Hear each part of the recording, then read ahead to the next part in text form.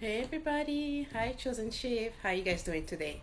We're gonna be talking about a subject that really matters a lot to me with a dear friend, Miss Shenequa Pierre. I'm looking forward to this conversation. I've been thinking about this. Here she is. She's gonna join us. We're gonna be talking about raising and grooming um, black and brown geniuses. The next generation. So I'm very much looking forward to this conversation.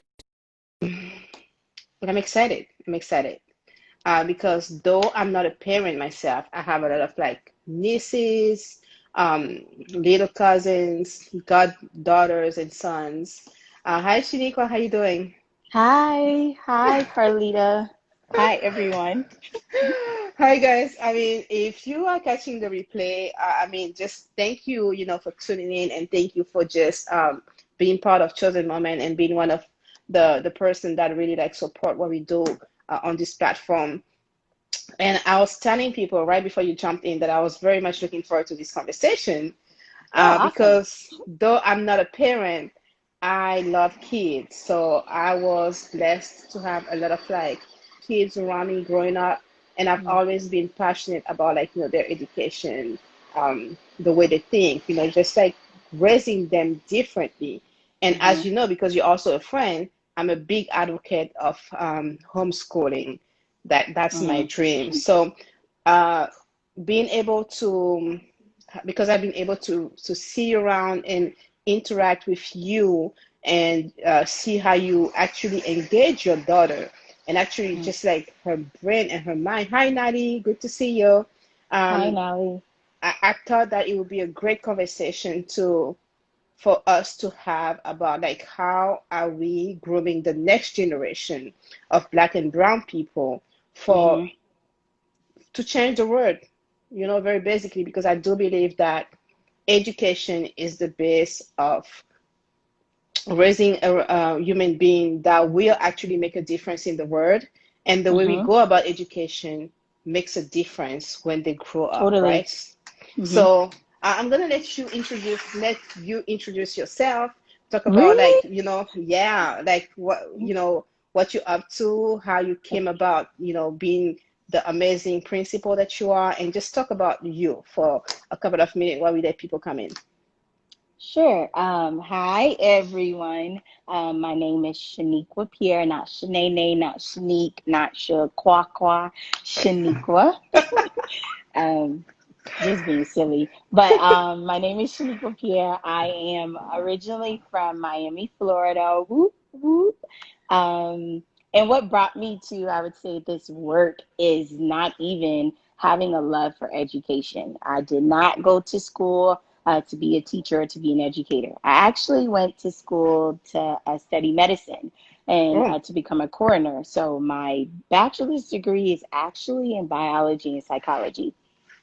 No idea. Did not want to go to being a teacher. I wanted to just work as a pathologist, study dead people because they don't talk back.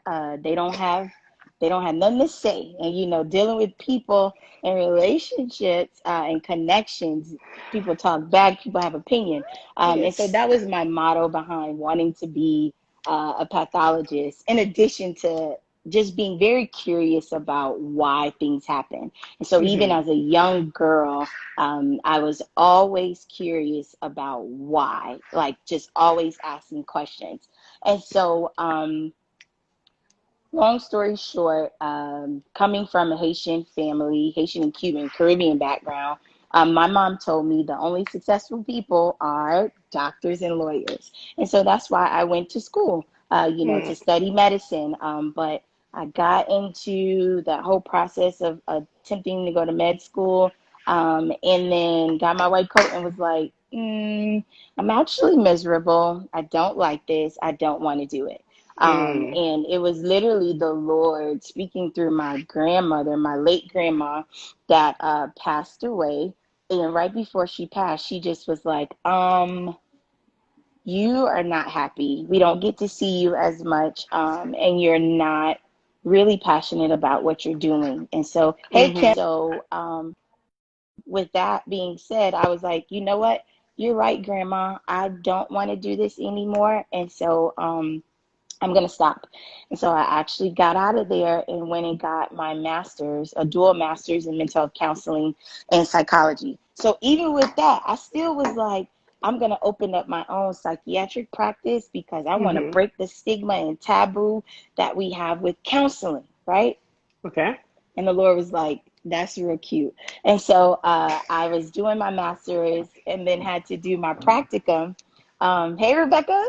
Hi, Rebecca. I had to do my do my practicum, and the I was like, yes, I'm getting ready to graduate, and they were like, so we want you to go work with at a school in the inner city with some kids that are in crisis, and I was like, kids.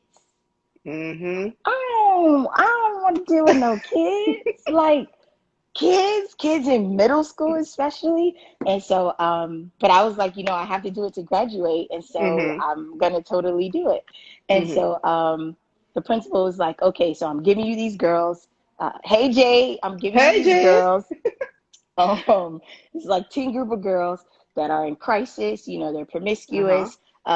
They don't have, their families are not necessarily afforded these opportunities, but I believe you can do something with these girls. And I was like, that's interesting. You believe more than I do, right? And so Uh-huh. I'll never forget, I worked with a 10 group of girls. And so I was like, you know what? I'm not just going to focus on psychology or the aspect of understanding the mind and the different practices where it pertains to cognitive behavior.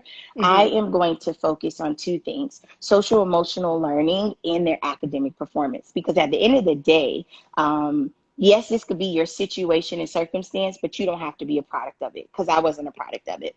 Okay. Um, so then from So there, just not to cut you, but like, can you mhm, explain the link between the social economic, how do you call it? You, social emotional learning. the social emotional learning and their success in life. What is the, I mean, it seems obvious, but like, can you like on as a psychologist, like, what is the link? And because one of the things that I do believe is that as Black and Brown people, our society is kind of like set up for us not to succeed in any kind of way. We always have like tricks that we have to kind of like jump through to be able to Mhm. make it, right? So how do you link the social emotional learning process with the ability to be able to be successful in life, generally speaking? Sure. And so with those girls, my focus specifically was dealing with um, their social emotional learning because those are different behaviors that may Mm-hmm. have been passed down from generations. And so they were literally just doing what they were taught or what they've been groomed. And so I said that I was going to be the person to provide them with replacement behaviors, Mm-hmm. meaning like the social emotional aspect is honestly just understanding character and Okay. digging deep into identity. Mm-hmm. What makes you you aside from what everybody else told you? Like, what are Okay. the things that you believe? What are you grounded in? And so I believe, to answer your question, that link is pivotal because if I don't know who I am, I'm going to easily conform and adapt to what everyone else is telling me. And that's exactly what society wants us to do. They want us Mm-hmm. to adapt. They want us to not understand who we are because if we understand our innate ability to be able to Absolutely. conquer things, we're Mm-hmm. unstoppable. And so with those girls, that was my goal. And then at the end of the year, uh, I have so fast forward, two of those girls are graduates. One went to Brown and one went to Stanford. And like that for me was like, oh snap, like because I even followed them after, like I Yeah. couldn't believe that it was just literally that seed, that deposit Mm-hmm. of Mm. being consistent, showing that Yeah. I care,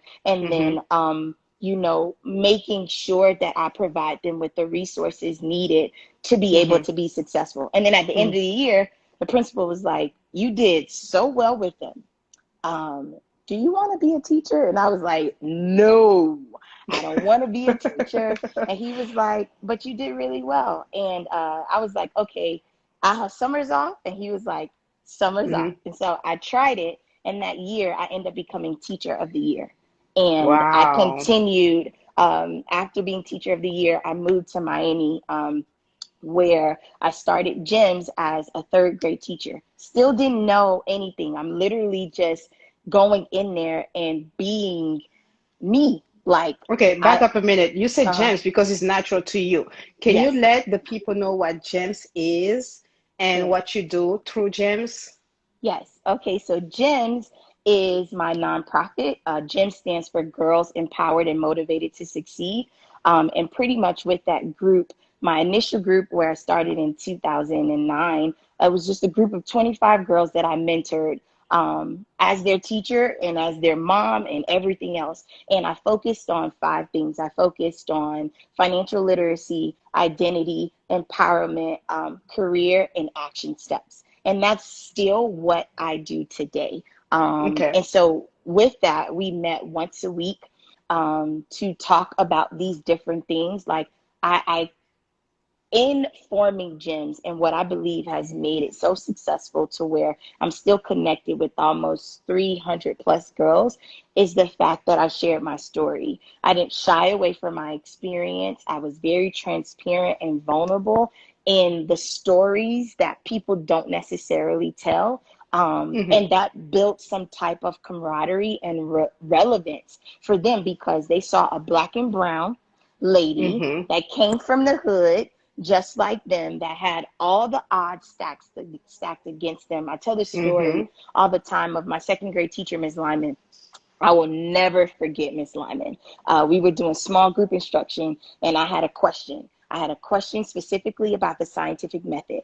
And she told me, why are you asking all these questions? You're not going to be no scientist. All you're good for Wow. is bearing kids. And I'm like, Wow. bearing kids? But Can you imagine that though? me being innocent, I didn't take it like, oh my goodness, she was insulting me or, Mm-hmm. parading this idea of systemic oppression. I Yeah. just thought, that was the normal thing to say. It wasn't until I got a little bit older and honestly in the role of being an educator where I share that story and I get the girls to reminisce on different word curses that people have pronounced over them. And then Oof. we become like generation breakers, like I curse felt that. breakers. Hmm. I felt that when you said word curse that people pronounce over us, it's like Hmm. in those little details, like the response of the teacher, or the teacher that will say you stupid, or like you won't make it. Those kind of little details that Yeah. teachers or adults say to kids, and then that are repeated all the time, and then the kid end up believing that Hmm. lie, which is actually a lie, and go from being a genius and somebody that is very smart in other areas, but not being able to make it to school in school because of that, word curse that Workers. was spoke over them. So I Yeah. really, really do that. Nadi, if you're here, could you please, by any mean, I don't mean to like boss you up, but like, can you put the link for James for people to be able to go to James' page on Instagram? Like, if you guys don't know James, please go check it out.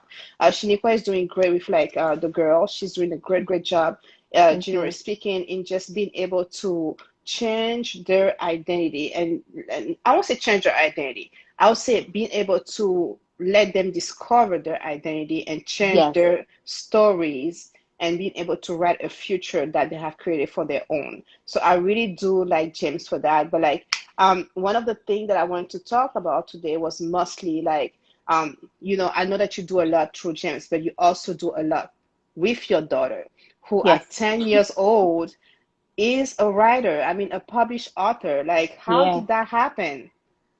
How did that happen? I still be like, when I look at her, I be like, you know what, girl, who your mama is? Nah, I'm just kidding.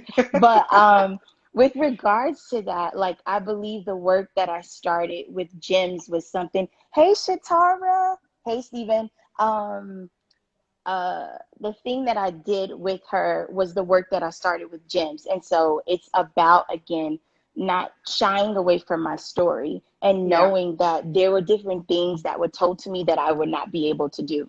And Mm-hmm. so being very candid with my daughter and speaking about those experiences, Mm-hmm. one, I believe made her aware. And Yeah. so I never shy away from her curious questions. Mm-hmm. You say you don't have kids, but you've been around kids. And those of us that are parents on here, they ask a lot of questions, right? And so when I was growing up, my mom used to push me away, be like, you know what, you asking too much questions.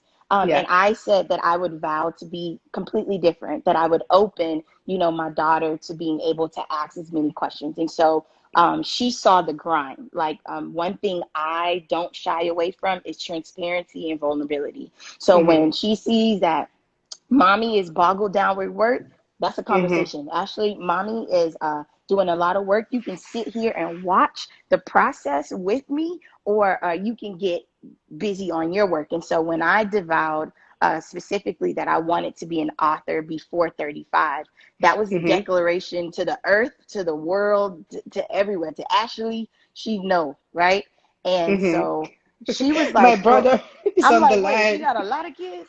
I'm like, My I know brother I is on don't. the line. Hi, Ricky. Yeah, like I told you, I'm not a mother, like officially, but I'm a godmother to at least 7 kids. Like, and I have a Yeah. lot of nephew and nieces that I love to death. So yeah, they're like my kids. Yeah, totally. Wait, I think Steve asked the question. So capture the question, and then I'll answer the question after. So Ashley saw that and she was like, well, you know what, mommy? You're writing a book. Uh, how do you write the book? And so I said, well, Mm-hmm. let's sit together and you can witness the process. And Mm-hmm. so one thing that I did was I invited her in. It wasn't like, mommy's doing this, you need to go over there. It was Yes. come alongside. So my daughter then became my thought partner. And I think as parents, we don't value those moments and that sense of connection, where your kid like your kid serves in different roles.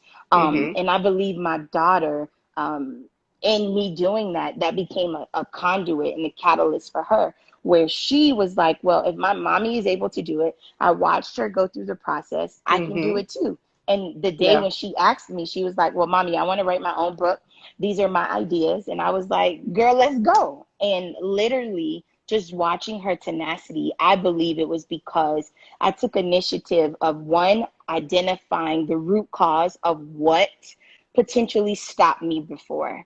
Mm-hmm. And then being able to break that curse freed up and accelerated the process for my daughter because I was able to reverse the curse. She's actually walking in generational blessings where I was Hallelujah. walking in generational curses. And so I believe because I was consistent and very intentional about making sure that I address those things, Mm-hmm. Mm-hmm. that my daughter was able to break through at an accelerated rate, um, that forced her to be able to do things at 10 that I did at 35. Wow, that's amazing. I mean, that was really good. Like, so coming back to Steven's question, and please, guys, like, this is a conversation that you are more than welcome to interact, ask questions, share your story. How are you guys raising your kids? How many kids do you have? Like, what are some of the challenges that you face when they ask questions, or how do you respond? Like, are you for or against like homeschooling? What do you think about the school system right now? And how it is set up for Black and Brown people. I know that was a lot of question in one, but like whichever you want to choose, please respond, interact, let us know what you think. And if this live is good to you, send us some hearts. We like encouragement, okay? So coming back to Steven's question, what was one question that your daughter asked you that was one of the most memorable ones? Hmm. She asks a lot, but I believe one of the most memorable questions was when there was a time in the process of even writing the book, transitioning from Florida to New York, where she was able to witness what it means to be gritty. And I hate that word because systemically we use it in the wrong context, and we Mm-hmm. associate Black people with being gritty when at the end of the day, it's just in our nature. But she was able to witness like me persevere and push through. And the question that she asked, she was just like, well, mommy, when you get so frustrated and things get hard, I never see you stop. Like you can Mm, cry. Oh my God, I'm getting emotional. You can cry, and you can like kick the wall and scream, but you never stop. And her question to Wow. me was, what makes you continue? Like, Wow. why you don't stop? And Mhm.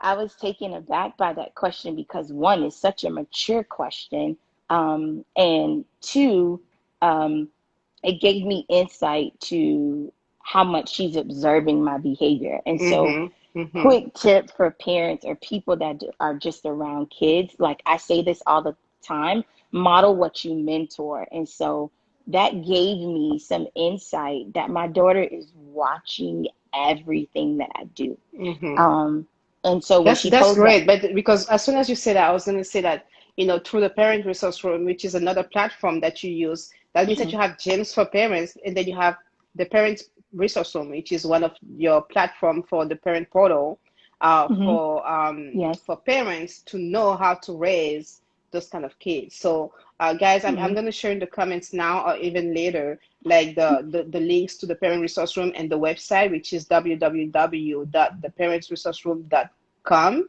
right? Did I get mhm. that right? Yeah, you got it Yes.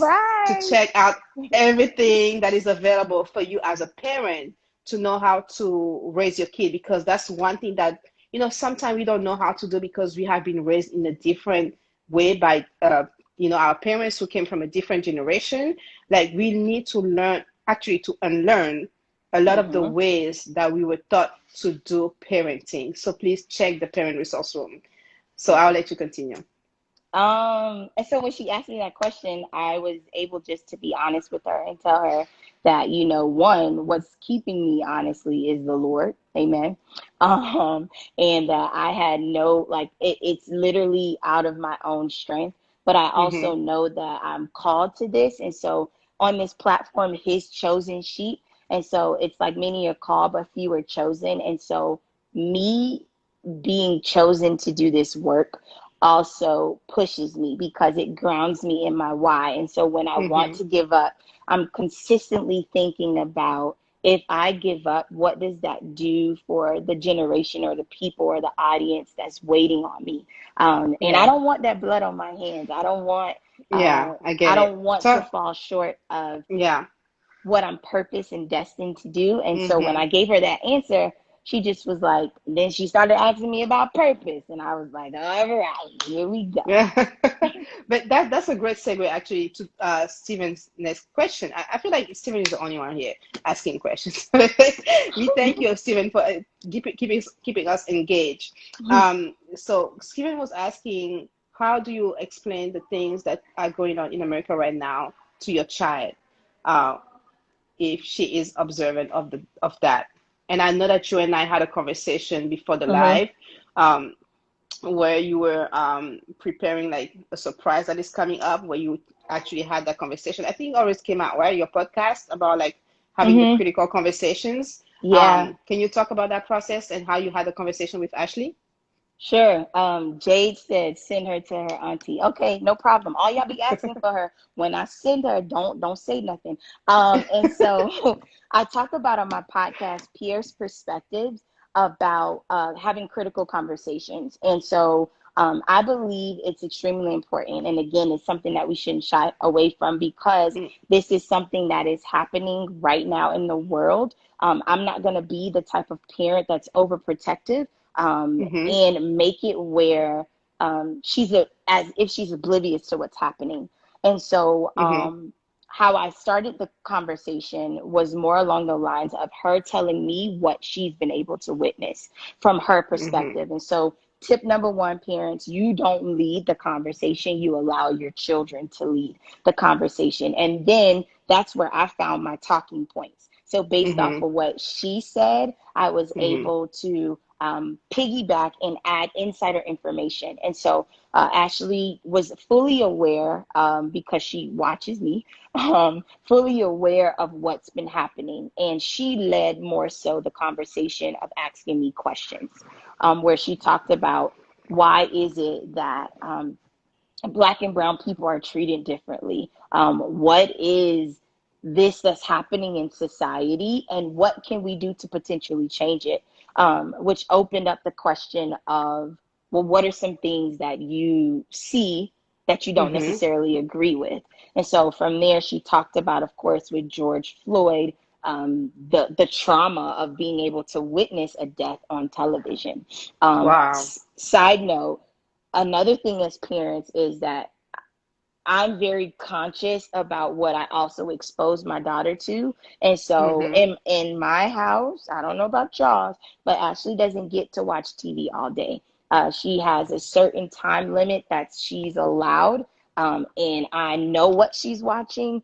And then after she watches it, mommy is going to be prepared to ask her for takeaways. And so it's very intentional watching TV. Sometimes she has to watch it with the volume off and just mute, where I'm forcing her to read and make inferences, because you can always Mm-hmm. learn, right? And so Yeah. with that, she was able to see, and she talked to me about how it wasn't fair and how it wasn't cool. And would this happen to somebody else if they were a different color?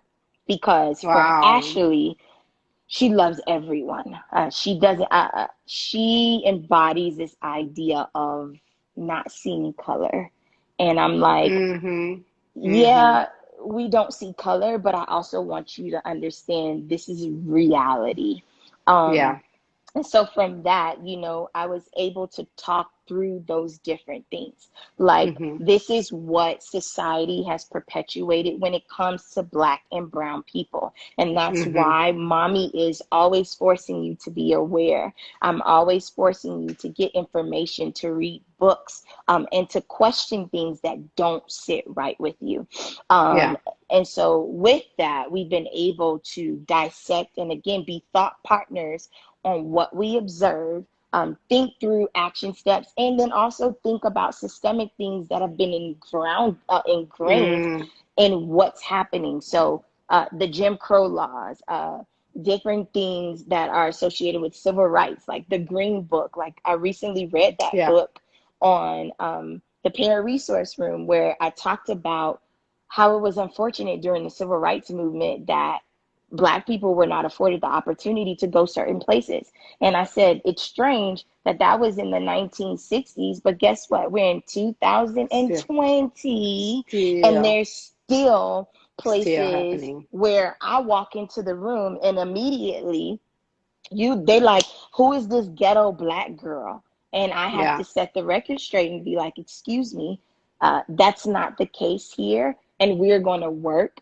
to break down these preconceived Mm-hmm. notions that don't necessarily represent what our African American Absolutely. community represents.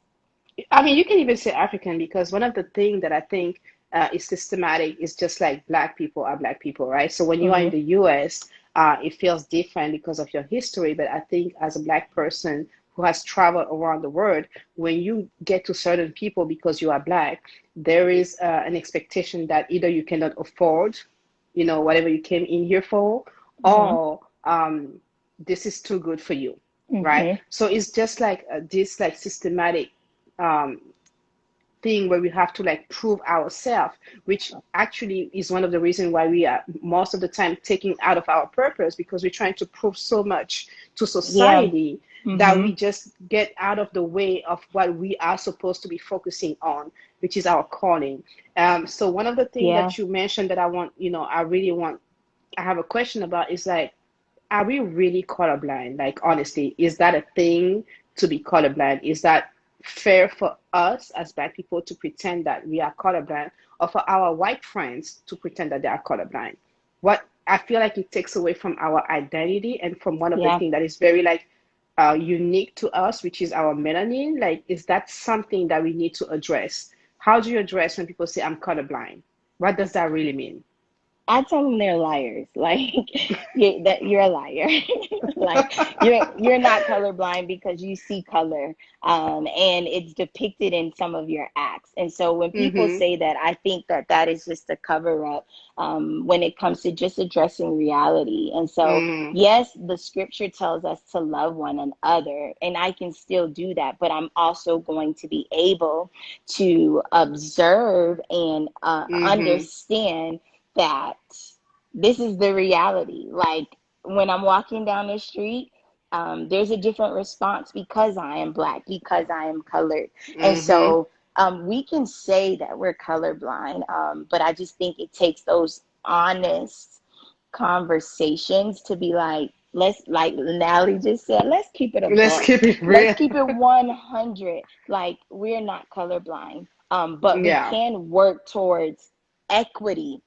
And I want to talk Ooh, about yeah. this thing about equity and equality, right? Our system Mm-hmm. wasn't built like that. And so Mm-hmm. one of the things I push in my school is this idea of equity. Equity meaning that I'm going to provide you with the solution that's going to work best for you, Yeah. not what's going to be fair. Because equity is about Mm. justice, meaning I am going to meet you at your need. That may be different for Stephen, that may Different be different people. for Frody, that may be different for Carlita, but that is Mm-hmm. what equity is. And Mm-hmm. sometimes, majority of the times, we misconstrue those two words where people feel like equity is being fair. And that's not what it is. Equity Yeah. is about meeting you where you are and still, I'm leaning in because I need y'all to hear, and still provide you with a solution, right? Yeah. Because it's two different things, and we It's almost like misconstrue custom that. made, right?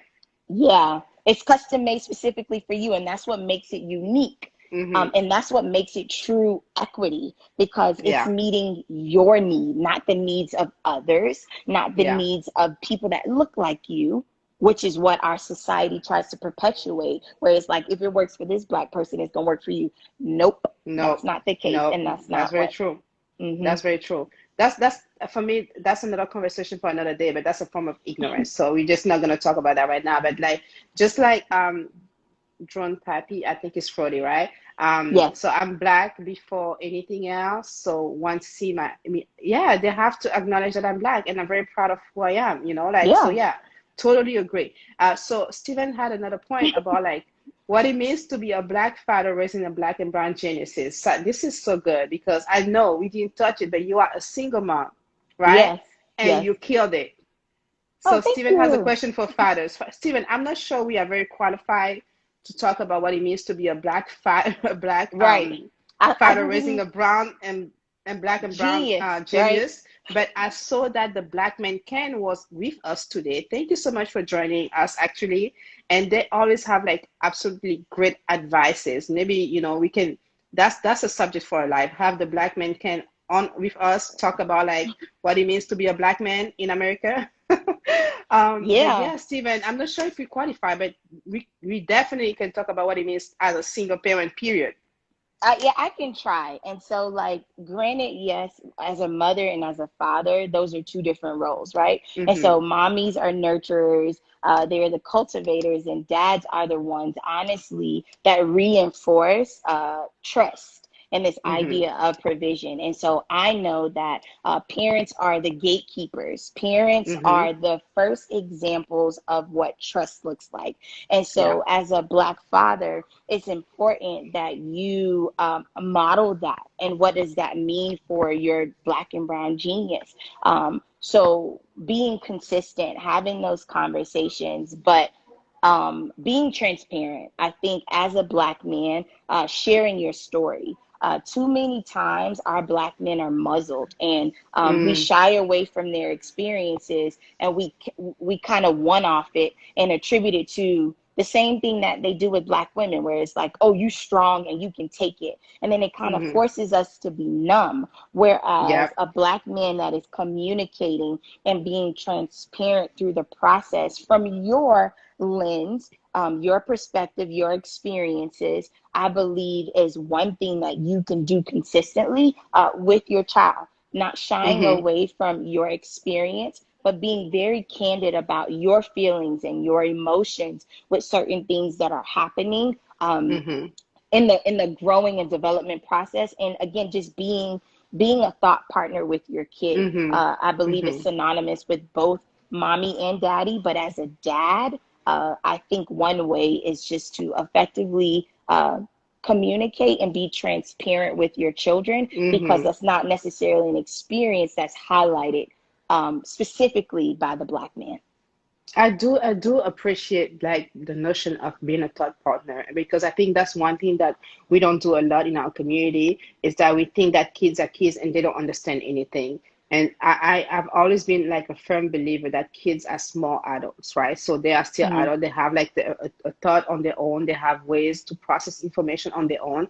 And they have a whole bunch of wisdom because they're actually free to express themselves without the whole trauma, of society on them. So I think one of the things that we need to learn to do as adults is also listen, like really like listen to the kids because sometimes they have like, nuggets that we can learn Mhm. from and they have like Yeah. very creative ideas. So I really do appreciate that idea of being like a thought partner with our kids and being transparent and just being able to tell them, things and be vulnerable, even like tell them that today is not a good day for me and today I just don't feel right and today I need some time or I need some space or you know what, maybe we can talk about this tomorrow. Or I don't have all the answers. That's another thing too Right. that we don't do. It's Yeah. like I don't have all the answers. We can figure it out together. Or it's a Yeah. process for mommy too, or it's a process for daddy. So I think one of the things that we learn to do is do that, being honest with the kids and be like, I'm not there yet. I'm not all knowing. God is, and this is what I know. This is what I've been through, and these are the ways that I'm trying to figure it out. Yes. That's what I got Jade. from our conversation. Yeah.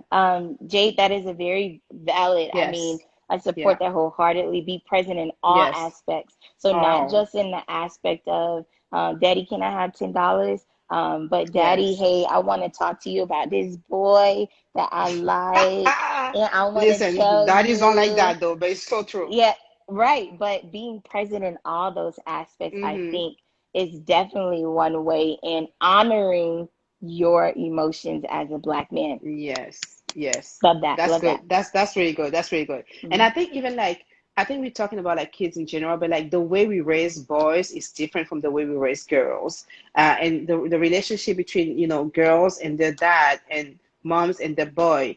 I think a lot of that is also important and it's something that we just don't do a lot. Just like you talk about equity, I think there is also equity in knowing how to raise siblings because we don't have the same needs as siblings, right? So the True. way my needs are not the same as my brothers and sisters. So as a parent, we need to understand our kids and know what are their specific needs and what are, what do we need to cater to that kid in order to bring them into purpose, right? Yes. So Uh-huh. a marrying daddy, yeah, that's true. That's true. I got you, bro. I got you. Like, and that's the Yeah. thing, like, like being able to, because I think some of the thing that happen is like when a girl has not been groomed correctly by a dad, it creates so much drama in her relationship with men. And when a man has not been groomed correctly by a mother, it creates that expectation on his end with women that are not always met. So it creates like broken relationship, moving forward, like Definitely. Yes. in a larger scheme when they grow up. So I think that's one of the things that we really have to pay attention to. Is like being like curate the education to the need of the kids and to their gender. Definitely. I kind of want to be like devil's advocate on that piece, like where it's just focused on gender, because so often as parents and because of what society pushes, we focus a lot on gender. And so there's this idea of if I have a son that is into fashion, it's like, nope. I'm cutting or I'm nipping that early, or I have a daughter that's really engrossed in sports. So, like for me, when I was younger, I love sports. I love soccer. Mm-hmm. I was all American. Um, I played football. I love football. I ran track. I was really engrossed in sports, but it wasn't because I was battling my femininity. I was fine. And I knew that I was a girl, Listen, but growing up, that was how I dealt with my aggression. yeah. That was how Mm-hmm. I was able to channel my anger where I didn't end up in somebody's jail, you know? And so it Yeah. goes back to the Mm-hmm. I can point hear of that. like what you said, Mm-hmm. making sure that parents are customizing their lessons or they're cultivating their kids differently. I know that when the Lord blesses me with my second child, amen, I am going to raise that Amen. child differently from how I raised Ashley because it's a totally different seed. It's a Yeah. different person. And I need to So be let me just conscious say of. this for the record. When I Mhm, say customize the gender, it's more like in our approach, like mom, son, and daughter, father mhm, relationship, because I do believe that, a man can be in fashion and a woman can be in construction. Listen, I'm handy. If you know me, I can fix, build, Yes. put on shelves. It's not that I don't need a man for that, but I'm also a woman. So I Right. do acknowledge my femininity. I had a bike before I had a car. Okay. So I grew up with boys. So it didn't came up like naturally. I know I'm a woman, but I had to grow into my femininity. But I still have those skills where I know how to do stuff that I consider Right. mainly stuff, right? Mm-hmm. So I think it is important to, as a parent, and that comes through those conversations, right? Those critical conversations, understanding that because a boy is passionate by fashion, doesn't take away his masculinity, right? Jade. J. We can talk about that later. J is silly. She's crazy. But like, yeah, Mm-hmm. absolutely. Yeah, I do totally agree with that. Like, yeah, Yes. absolutely. And in Mm-hmm. your book, there is one thing that you said that actually I think marked me when you not the book, but like when you share your testimony on the website this week. Mm. My sister is the best, and I She can is. cook too, and I Yeah, can cook. she can, y'all. Okay. And so you talked about like the day that Ashley was praying Mm. that literally wrecked your life. It did. It wrecked me. It wrecked me. It wrecked my future. It wrecked. Look, I'm getting cracky. It wrecked my future. It wrecked my present. It just destroyed my past. I mean, I Because read it, I was literally crying because I was like, oh my God. Kids yeah, do really, they really do observe. yeah, they observe, but the scripture says, "Out of the mouths of babes," right? And so, Mm-hmm. um, my daughter was able to watch me in the moment where I was at my lowest, where I didn't have joy. To be quite honest, I was out of here, like mentally, physically, emotionally, and I was asking the Father to take me away. Mm. And we don't talk about these experiences. We like to talk about the successes, Yeah. but that was my lowest moment where I know that my daughter is a gift. She's a gift to me, and Mm-hmm. the Lord gave her to me, and I'm so thankful. But even in that moment, I was like, you know what, Lord, I know you gave her to me, and I'm giving her back to you because I want to come to you. Mm-hmm. And my daughter was able to witness those tumultuous tribulations. And I believe it was the heart of the Father reaffirming for me, you got so much more to do.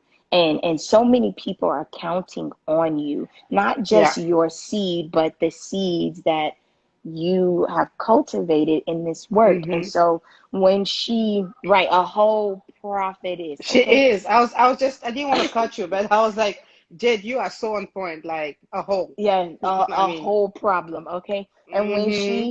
you know, I'm very close to my daughter. Those of you that know, like my daughter, that's my doll, okay? Like that is my homie, okay? Like Yeah. it's we're mommy. She understands that I am Mm-hmm. mommy, but she also understands that my mommy gonna have my back, and we gonna ride, and we're gonna have fun.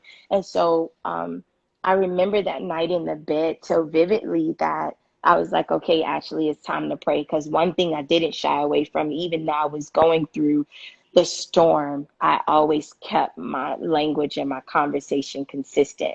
Whether it Mm-hmm. was God, I hate life today, or God, Yeah. take me out today. And so my daughter, I was like, actually, it's time to pray. And she just was like, okay.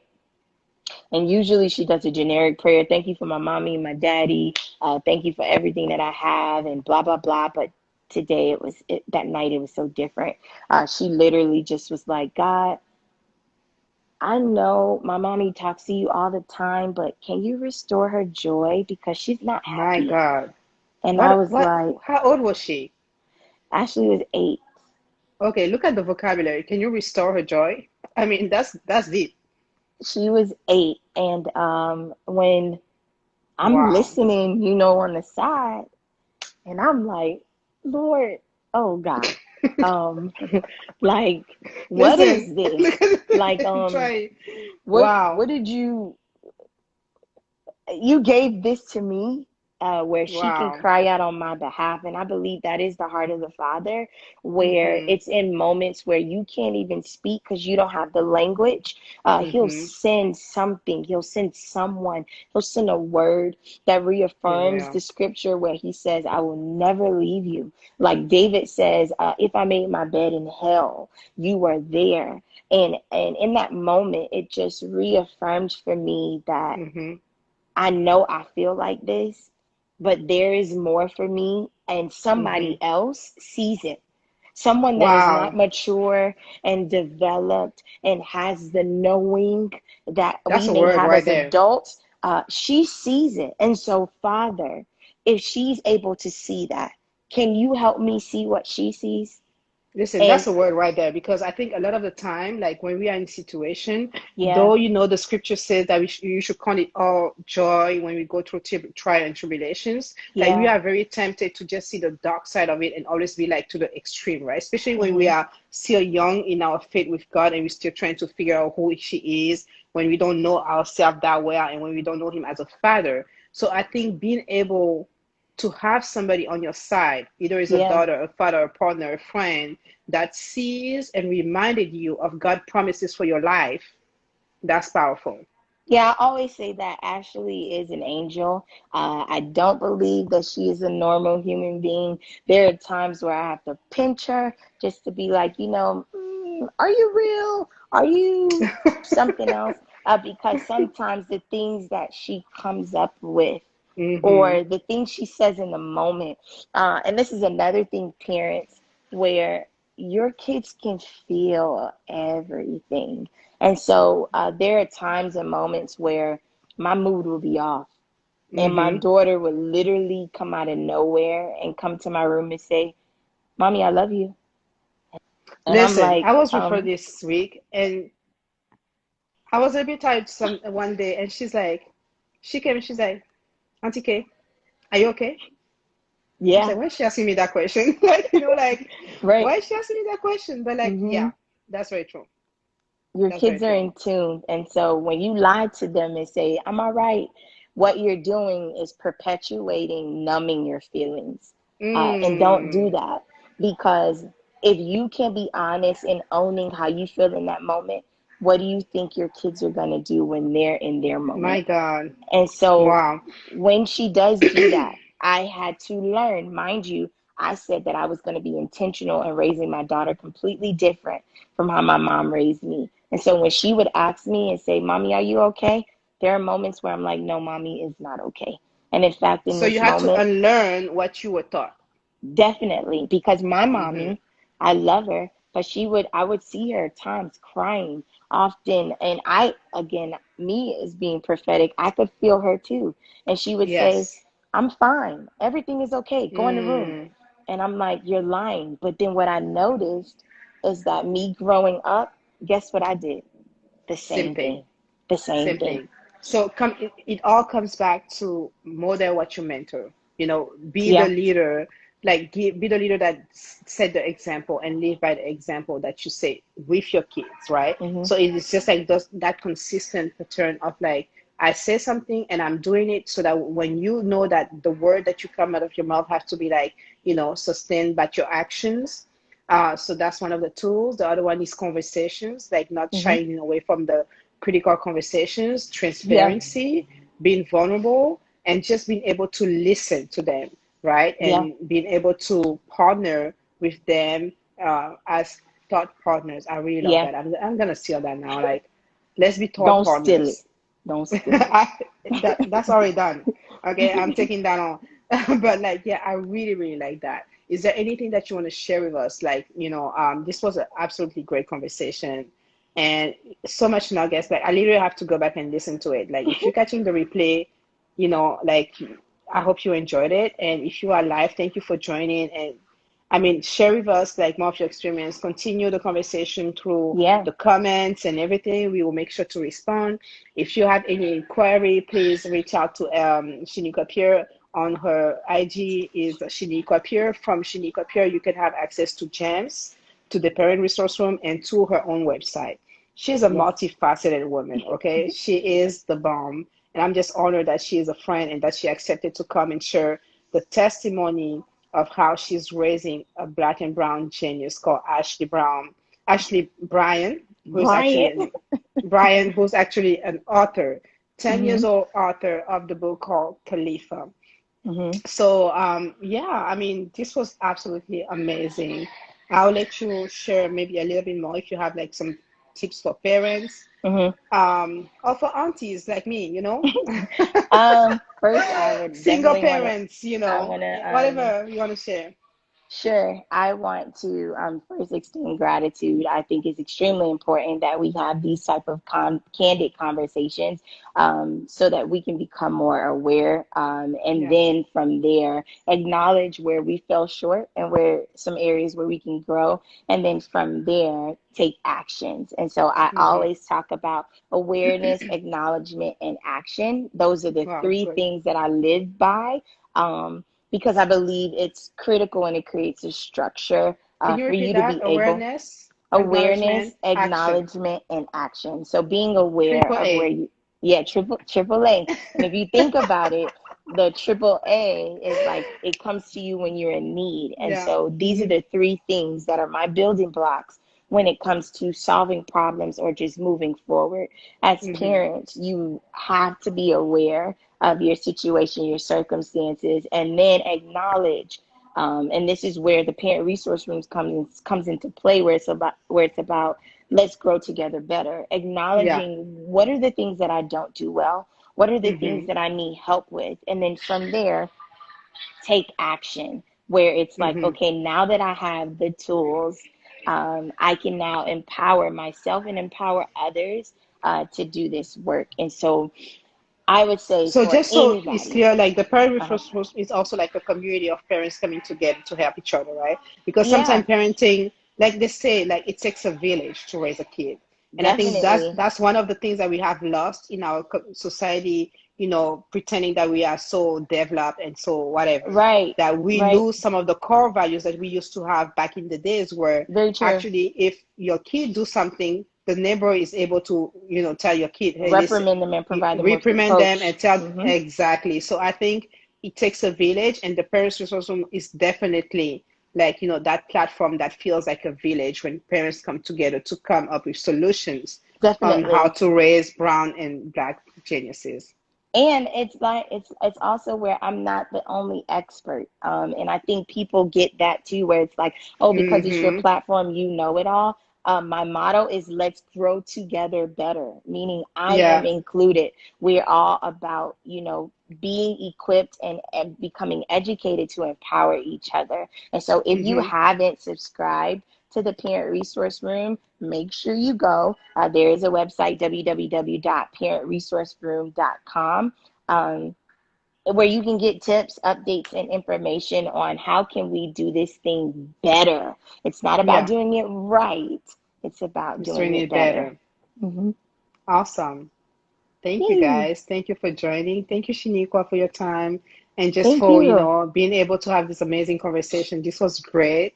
Guys, thank you all. And then we will see you actually next Friday, where we're going to do a part two on relationship with Stephen. And we are actually going to talk a lot about like how to set like healthy boundaries. I hope to see you there, Wow. Shaniqua. How to set Yeah. healthy boundaries in courtship, like when you are courting, what are some of the boundaries that you need to set up to do it God's way? So, Oh, I'm Stephen, thank you for definitely gonna tuning be in. there.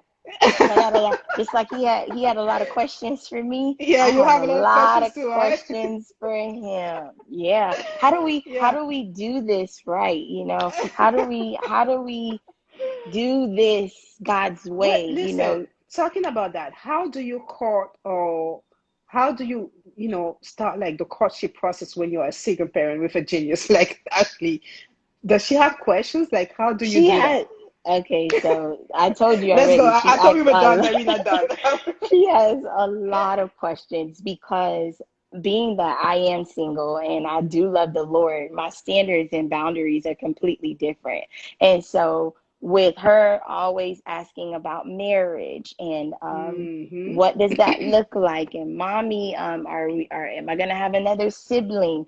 All of these Mm-hmm. questions have to be cultivated with what does the Bible say about these different things? Because the Bible for me, maybe not for you, but the Bible for me is my foundation. And so Mm-hmm. when she asks me these type of questions, I relate to the Bible and then I relate to my experiences. But she is all up in it, of course, where the conversation is censored based off of her age, but Yeah. I am walking her through the process of what it means because she's about to be a teenager. And so what does it mean Yes. to like someone and like really like them, not like them for what they have, but like them for who they are and how they align to Mm-hmm. your purpose. Did Wow, you important. pray? Right. Did you pray Listen, about it? wow. She's like, Mommy, you're always fasting. I'm like, yes, because there's some questions I have for God that only can come through fasting and praying. And so Okay. she's always seeing This like, kind. okay, This kind.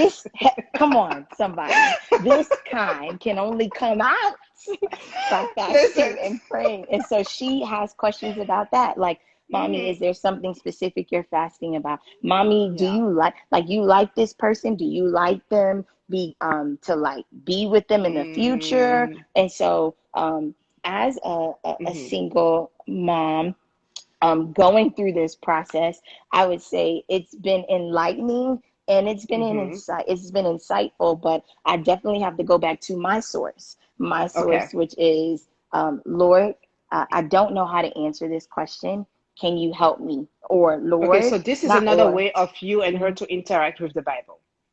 Yes, this is another way where we have candid conversations about the Bible, where she doesn't Interesting. see it as a fictitious story that was long ago. She sees the Bible as something that's relevant because I see myself sometimes in the scriptures. And so I tell Mm. her that when mommy is dealing with trials and tribulations and I feel like sometimes I'm in the valley, let's talk about Psalms 23. David was in the valley. Or you Mm. see mommy is consistently praying about something and she's fasting because she wants to hear answers. Anna was Mm-hmm. in the Bible and this is what Mm-hmm. she did. And because of her obedience, she was able to birth Samuel, the prophet, like the Mm. prophet. And so The just prophet. being candid with her Mm-hmm. throughout this process, but then also making sure that there is a level of relevance because she knows that mommy is getting older and mommy desires marriage, but mommy desires it the right way. And so if Yeah. there are people that she sees comes into my life, she asks those questions like, Mommy, is this Okay. a person that's going to be here in your Okay. future? Is this a Okay. person that's So going to have time for us? Is this a person that includes me? And so as parents, that you was my can't next question. you That can't was my run next from that. question. You Mm-hmm. can't run from that. You have So to that's amazing. own it. That's totally amazing. Yeah. So that's great. I think this is amazing. That I'm looking forward to see you next Friday, with Yeah, all those questions I'm for gonna for be there. Stephen, right? Yeah. And yeah, that's a great insight. Thank you all for joining. Today was amazing. Thank you, Shaniqua. I honor and love you so very much. Love you too. If you guys have any question, if you are watching the replay, please do not hesitate to go back and put the comments. We will make sure to respond. If you have joined, hey Yola, how you doing? You missed the conversation. Hopefully you'll be able to watch the replay. This is Yeah. going to be available. And thank you guys so much. We will see you next Friday, 4 p.m. same time, for another live. Bye. Bye.